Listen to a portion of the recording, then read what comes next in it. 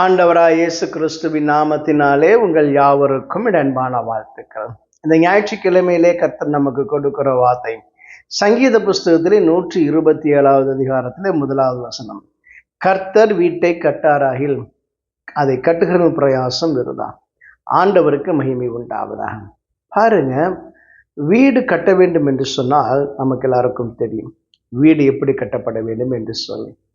வீட்டை கட்ட வேண்டும் என்று சொன்னால் முதலாவது நமக்கு ஒரு இடத்திலே எந்த அளவீடு இருக்க வேண்டும் என்று சொல்லி நம்ம பிளான் பண்ணுவோம். அந்த வீட்டினுடைய அளவு எப்படி இருக்க வேண்டும், அந்த வாசல் எந்த பக்கத்தில் இருக்க வேண்டும், அந்த இடத்துல எங்கே மீன் ஹால் இருக்கணும், எந்த இடத்துல கிச்சன் இருக்கணும், டைனிங் ஹால் இருக்கணும், நாம் தங்குகிற படுக்கையார்கள் எங்கே இருக்க வேண்டும் என்று சொல்லி நாம் எல்லாவற்றையும் பிளான் செய்வோம். ஆனால் எல்லாத்தையும் பிளான் செய்வதற்கு மேலே இதை கட்ட வேண்டும் என்று சொன்னால் நமக்கு பணம் இருக்க வேண்டும். பாருங்க, இது எல்லாம் இருந்துச்சுன்னா கூட நமக்கு நல்ல வேலையாட்கள் கிடைக்க வேண்டும். இப்படி பல காரியங்களை குறித்து நம்ம யோசிக்க வேண்டும். ஒரு வீடு கட்டுறதுன்னு சொன்னால் உடனே கட்டிவிட முடியாது. அதற்குன்னு சொல்லி பிரத்யேகமாக என்ஜினியர் இருக்கிறாங்க, கொத்தனார் இருப்பாங்க, பலவிதமான வேலையாட்கள் நமக்கு தேவைப்படுவார்கள். எனக்கு அன்பான தேவ ஜனங்களே, வீடு கட்ட வேண்டும் என்று சொன்னால் எல்லாவற்றுக்கும் மேலாக நம்ம எல்லாவற்றையும் பிரயாசப்பட்டால் கூட பணம் இருந்தால் கூட சில பேரால் வீடு கட்டவே முடியாது. சில பேர் ஆசைப்படுவாங்க, என்கிட்ட பணம் இருக்கிறது, நான் வீடு கட்ட வேண்டும் என்று சொல்லி நினைக்கிறேன் என்று சொல்லுவார்கள். ஆனால் பல வருஷமாக வீடு தேடிக்கொண்டே இருப்பார்கள். ஆனால் அவர்களுக்கு எந்த வீடும் பிடிக்காமலே போய்விடும். எனக்கு அன்பான தேவ ஜனங்களே, வாழ்க்கையிலே வீடு கட்டப்பட வேண்டும் என்று சொன்னால் தேவனுடைய ஒத்தாசை நமக்கு கிடைக்க வேண்டும். தேவனுடைய கண்களில் நமக்கு இரக்கம் கிடைக்க வேண்டும். நாம் படுகிற பிரயாசத்தை காட்டிலும் கர்த்தருடைய உதவி நமக்கு கிடைக்க வேண்டும். அதான் வேதம் சொல்லுகிறது, கர்த்தர் வீட்டை கட்டாராகில். அவர் கட்டலன்னு சொன்னால் யாராலும் எதையும் கட்ட முடியாது. இன்னைக்கு நம்முடைய வாழ்க்கையிலே நம்ம படுகிற பிரயாசத்தின் மூலமாக நம்ம எதையுமே செய்ய முடியாது. கர்த்தர் நமக்கு ஒத்தாசை செய்ய வேண்டும். கர்த்தர் நம்ம கூட இருந்து நமக்கு துணை நின்று காரியங்களை வாய்க்க பண்ண வேண்டும். அப்படி கர்த்தர் நம்ம கூட இருப்பார் என்று சொன்னால் காரியங்கள் எல்லாம் வாய்க்க ஆரம்பிக்கும். கர்த்தர் நமக்கு துணை நிற்கிற போது நாம் என்ன பிரயாசப்படுகிறோமோ அந்த பிரயாசத்தினுடைய பலனை நம்ம பெற்று அனுபவிக்க முடியும். அதனால தான் இன்றைக்கு நம்முடைய பிரயாசம் வீணாகக்கூடாதுன்னு சொன்னால் நம்ம ஆண்டவரை நோக்கி பார்க்கணும். ஆண்டவரே, என்னுடைய பிரயாசத்தை கொண்டு அல்ல, உம்முடைய கிருபையினாலே என்னுடைய வீடு கட்டப்படட்டும்னு சொல்லி என் தேவ சமூகத்தில் ஜெபிக்க வேண்டும். கர்த்தர் உங்கள் வீட்டை கட்டுவதற்கு ஆவலாக இருக்கிறார். வீடு என்று சொல்லும்போது நம்ம என்ன நினைக்கிறோம் தெரியுமா? நம்முடைய குடும்பத்தை குறிக்கிறதாக நான் நினைக்கிறேன். ஏனென்று கேட்டால், ஒருவேளை இந்த உலகத்தில் வாழ்கிற போது கணவனும் மனைவியமாக இருவருமா இணைக்கப்படுகிறார். அதுக்கப்புறமா பாருங்க, கர்த்தர் பிள்ளைகளை கொடுக்கிறார். பிள்ளைகள் பிறந்ததுக்கு அப்புறமா பார்த்தீங்கன்னா ஏற்ற காலத்தில் நம்ம என்ன பண்ணுறோம், திருமணம் செய்து கொடுக்க வேண்டும். பேர பிள்ளைகளும் வருகிறார்கள். அப்போ ஒரு மனிதனுடைய வாழ்க்கையில் பார்த்தீங்கன்னா ஒரு சைக்கிள் மாதிரி போயிட்டே இருக்குது. வாழ்க்கையில் பார்த்தீங்கன்னா திருமணம் நடக்கிறது, பிள்ளைகள் பிறக்கிறார்கள், பேர பிள்ளைகள் பிறக்கிறார்கள் என்று சொல்லி ஒரு மனிதனுடைய வாழ்க்கையிலே ஆசீர்வாதம் கடந்து வருகிறது. எனக்கு அன்பான தேவ ஜனங்கள், இன்றைக்கு உங்கள் வாழ்க்கை கர்த்தர் கட்டி இருப்பார் என்று சொன்னார். உங்கள் வாழ்க்கையிலே நீங்கள் ஆசீர்வதிக்கப்பட்டவர்கள். வீடு என்பது குடும்பத்தை குறிக்கிறது. கர்த்தர் உங்களுக்கு ஒரு குடும்பத்தை கொடுத்திருக்கிறார். அதனால தான் பின்னாடி வாசிக்கும் போது இப்படி வேதத்தில் வாசிக்க முடியும். அந்த 127 அதிகாரத்தில் பின்பகுதியிலே இப்படி சொல்லப்படுகிறது. பாருங்க, பிள்ளைகள் கர்த்தரால் வரும் சுதந்திரம், கர்ப்பத்தின் கனி அவரால் கிடைக்கும் பலன் என்று எழுதப்பட்டிருக்கிறது. ஆமேன். கர்த்தருக்கு மகிமை உண்டாவதா.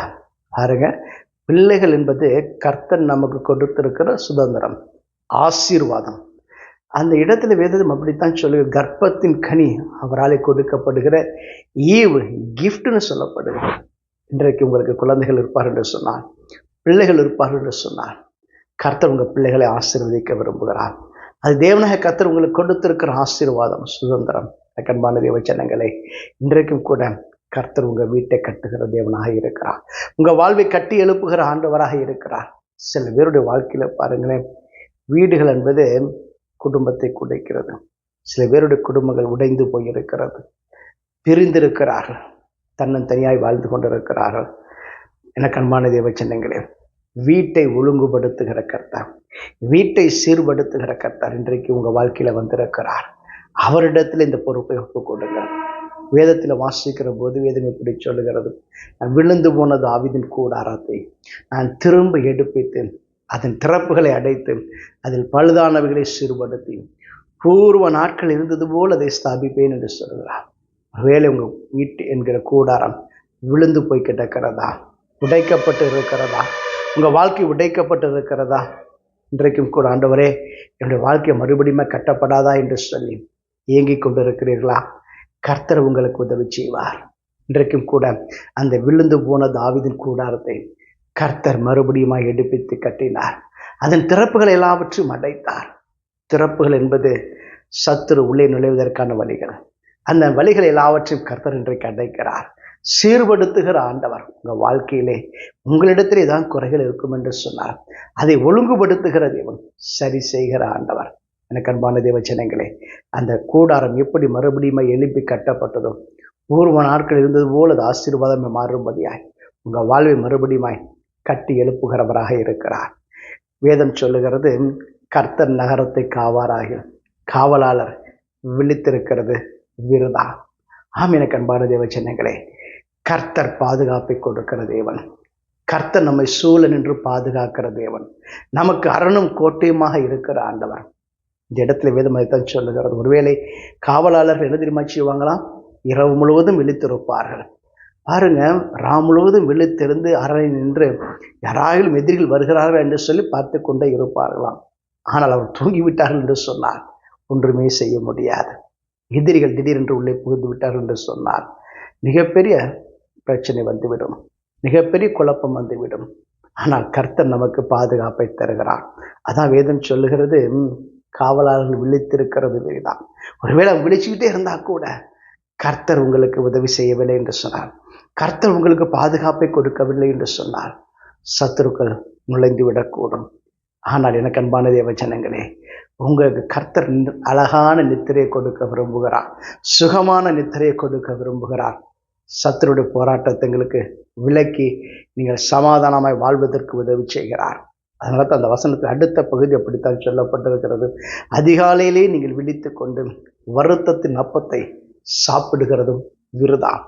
ஒருவேளை அதிகாலையில் விழித்திருந்து எப்படியாகலும் இந்த நகரத்தை காப்பாற்ற வேண்டும், பாதுகாத்து கொள்ள வேண்டும் என்று சொல்லி நீங்கள் பிரயாசப்படலாம், முயற்சிக்கலாம். ஆனால் கர்த்தர் உங்களுக்கு பாதுகாப்பை தர வேண்டும். அவர் கொடுக்கிற பாதுகாப்பை தான் ஒரு முழுமையான பாதுகாப்பு. அதனால தான் விடியற்காலையிலே விழித்திருந்து வருத்தத்தின் அப்பத்தை சாப்பிடுகிறதும் விருதா. வருத்தப்பட்டையோ நான் என்ன செய்வேன் என்று சொல்லி அங்கு அழைத்து கொண்டிருக்கலாம். தூக்கமே வராமல் சில பேர் இரவிலை தவித்து கொண்டிருப்பார்கள். சில பேருக்கு இரவில் தூக்கமே வருவதில்லை, ராம் முழுவதும் விழித்து கொண்டிருப்பார்கள். எதிர்காலத்தை குறித்து கவலைப்பட்டு கொண்டே இருப்பார்கள், நிம்மதியாய் தூங்க கூட மாட்டார்கள். ஆனால் கர்த்தருடைய வேதம் சொல்லுகிறது, அவர் தாம் பிரியமானவனுக்கு நித்திரை அளிக்கிறாராம். ஆம், எனக்கு அன்பான தேவஜனங்களே, கர்த்தர் உங்களுக்கு சுகமான நித்திரையை தருகிறார், சமாதானமான வாழ்வை தருகிறார். அதனால எதிரிகளை குறித்து கலக்கம் இல்லாமல், கவலை இல்லாமல், பயம் இல்லாமல் வாழும்படிக்கு கர்த்தர் உங்களுக்கு உதவி செய்கிறார். தாவீதுக்கு கர்த்தர் சொல்லும்போது இப்படி சொல்லுகிறார், எதிர்மா சொல்லுகிறாரு, உன் சத்துருக்களை உனக்கு கீழ்ப்படுத்தினேன், இப்போதும் உனக்கு ஒரு வீட்டை கட்டுவார் என்பதை கர்த்தர் உனக்கு அறிவிக்கிறார் என்று சொன்னாராம். ஆண்டவருக்கு மகிமை உண்டாவதாக. எவ்வளவு பெரிய நல்ல ஒரு வாக்குத்தத்தம் தெரியுமா? ஆண்டவர் தாவீதுடைய வீட்டை கட்ட விரும்புகிறார். ஆண்டவர் தாவீது குடும்பத்தை கட்ட விரும்புகிறார். எனக்கு அன்பான தேவஜனங்களே, வீடு கட்டப்படும்படியாக ஆண்டவர் எதிர்மை செய்தாராம். தாவீதுக்கு எதிராக இருக்கக்கூடிய சத்துருக்களை கர்த்தர் கீழ்ப்படுத்தினார். அப்பொழுது பாருங்க, தாவீதுடைய வீடு கட்டப்படுகிறது, தாவீதுடைய ராஜ்யம் கட்டப்படுகிறது. எனக்கு அன்பான தேவஜனங்கள், இன்றைக்கும் கூட கர்த்தர் உங்கள் வீட்டை கட்டி எழுப்புவதற்கு, உங்கள் ராஜ்யத்தை கட்டி எழுப்புவதற்கு உதவி செய்கிற ஆண்டவராக இருக்கிறார். இன்றைக்கும் கூட வேதம் அதுதான் சொல்லுகிறது, விழுந்து போன தாவீதின் கூடாரம் விழுந்து போவதாகவே இருக்க போவது கிடையாது. அதை மறுபடியும் கர்த்தர் புதுப்பிக்க விரும்புகிறார். அது பூர்வ நாட்கள் இருந்தது போல அது மறுபடியும் ஸ்தாபிக்கப்பட வேண்டும் என்பதே கர்த்தருடைய நோக்கமாக இருக்கிறது. அவருடைய நோக்கம், அவருடைய சித்தம் அதுதான். இன்றைக்கு கர்த்தர் உங்கள் வீட்டை கட்டப்போகிறார். அதனால உங்களுடைய பிரயாசத்தை நம்பிராமல், ஆண்டவர் என் வீட்டை கட்டுவார், ஆண்டவர் என்னுடைய குடும்பத்தை கட்டுவார், ஆண்டவர் என்னை பாதுகாத்துக் கொள்வார் என்று சொல்லி நம்பிக்கையோடு கூட அவருடைய கரத்தில் எல்லா பொறுப்புகளையும் ஒப்புக் கொடுத்தேன். அவருடைய செயல்பாடுகளுக்காய், அவருடைய கிரியைகளுக்காய் காத்திருங்கள்.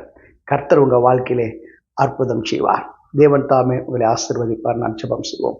எங்களை அதிகமாக நேசிக்க நல்ல ஆண்டவரே, இன்றைக்கும் ஆண்டவரே விழுந்து போன உடைய பிள்ளைகளுடைய வாழ்வை மறுபடியும் கட்டி எழுப்பும்படி நான் ஜெபிக்கிறேன். உடைந்து போய் இருக்கக்கூடிய வாழ்வை மறுபடியும் கட்டி இணைக்கும்படி நான் ஜெபிக்கிறேன். ஆண்டவரே, சமாதானமாய் வாழ்வதற்கு ஒரு பாதுகாப்பான வாழ்வை தரும்படி நான் ஜெபிக்கிறேன். சமாதானமான நித்திரையை தரும்படி நான் ஜெபிக்கிறேன். இயேசு ஜெபம் நல்ல பிதாவே, ஆமென். God bless you.